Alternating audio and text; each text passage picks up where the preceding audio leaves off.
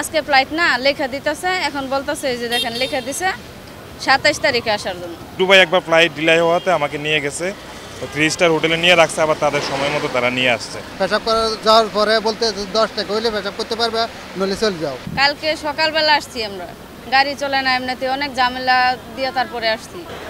যে জায়গায় 200 টাকা হলে এয়ারপোর্টে আসতে পারি বাড়ি থেকে, 3000 টাকা খরচ করে আসছি। কালকে সকাল থেকে এই ঢাকা শহরেই ঘুরতেছি। টিকিট দিছে, বলছে ফ্লাইট আজকে সকাল 8:10-এ।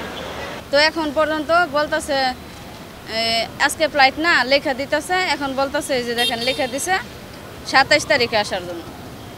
আমাদের খাওয়া নাই, ঘুম নাই, এইভাবেই বসে আছি আমরা। 2 দিন পরে জানায় যে 27 তারিখে ফ্লাইট, আমাদের সাথে একটা টাকাও নেই। ফ্লাইট হওয়ার কথা ছিল 10টা 15-তে। আমরা আসার পরে মনিটরও দেখতেছি যে 10টা 15-তে ফ্লাই হবে, সব কিছু ঠিক ছিল।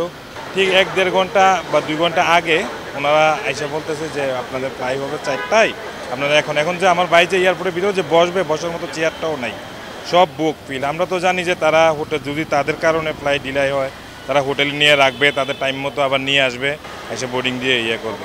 কিন্তু এটা তো বাংলাদেশে আমরা এই সিস্টেমটা দেখতেছি না। আমি নিজেও দুবাই একবার ফ্লাইট ডিলে হওয়াতে আমাকে নিয়ে গেছে, 3 স্টার হোটেলে নিয়ে রাখছে, আবার তাদের সময় মতো তারা নিয়ে আসছে। সকাল 8টাতে আমি এখানে আছি, ভোর 6টাতে আমি রওনা দিছি। আজকে আমার কালকে সকাল 6:20 আমার ফ্লাইট। আজকে আমি একদিন আগে আমি এখানে চলে আসছি। কেন আসছি, আমার ভাড়া হলো, এখন আমি একদিন আগে আসার কারণে আমি 6000 টাকা দিই, 2জন যাত্রী আছি 12,000 টাকা দিই। আজকে রাত্রে যদি আমি আসি 15,000 টাকা করে জন দেওয়া লাগবে।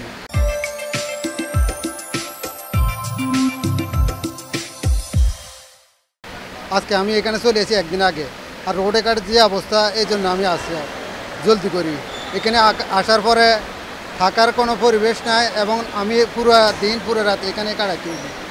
এরপরে আমি পেশাব করতাম গেছি নিচে, পেশাব করার যাওয়ার পরে বলতে 10 টাকা হইলে পেশাব করতে পারবে, নইলে চলে যাও। 10 টাকা দিয়ে আমি পেশাব করে আসি। তো আমি তো এখানে আজকে একদিন এক রাত থাকবো, আমি তো পেশাব টয়লেট যাইতে হইবে, আর এখান থেকে পেশাব টয়লেট যাওয়ার জন্য টাকা লাগে। তো আমরা এই টাকা আর্নিং করবো, আমরা তো প্রবাসী, আমরা টাকা কামাই, আমরা টাকা দিই, সরকার চলে। আজকে আমাদের কেন এই পরিস্থিতি? আজকে আমরা হাজার হাজার লোকের টিকিট মারিতে আছে, 1-2 দিন আগে আইও আমরা টিকিট মারিতে আছে। আমরা এই কেন পরিস্থিতি? সরকার আমরা দেখে না? আমরা তো অনলাইন সব কিছু বন্ধ, কীভাবে দেখবো? আমরা ভিতরে ঢুকলে জানবো যে টিকিট ও কেনা না ওকে। তেমন একটা বাড়তি পয়সা নিয়ে আসি নাই, গাড়ি ভাড়া যেটা ওটা নিয়ে আসি। এখন কিছু খাওয়ারও তেমন একটা নেই। আমার 5টা 5:30 বাজে ফ্লাইট, আমি দুপুরে যে খামু ওগুলা কিছু নিয়ে আসি নাই। সিলেট থেকে আইসি, ফ্লাইট আসিল 19 তারিখ 10টার দিকে, দিনের 10টার পরে এখানে আসার পরে টিকিট ক্যান্সেল হয়ে গেছে। ক্যান্সেল হওয়ার কারণে এখানে কার্টুন বিছাই আমরা শুয়ে আছি, এইভাবে কষ্ট করিয়া দিন কাটাইতাছি, রাত কাটাইতাছি, মনে করে জেলের মতন। এটা মানে জেল যেরকম, মানে এইরকমও বর্তমানে অবস্থায় আছি জেলের মধ্যে। এরা তো বোর্ডিং দেয় নাই, আর কোনো হানত টাকা সত্ত্বেও আমরা জানি না। কেন ওরা আমরা খোঁজখবর নিত, তাহলে তো আমরা জানতাম, অথবা আমরা বলতো তাহলে জানতাম বলে এই জায়গায় যাও, মনে করো এখানে বোর্ডিং আছে, অথবা এখানে সুন্দরতা আছে, অথবা থাকার জায়গা আছে, অথবা খাওয়ার ব্যবস্থা আছে। ওগুলা কিছু বলেও না, এইভাবে দিন রাত কাটাইতাছি, এইভাবে চলতেছি।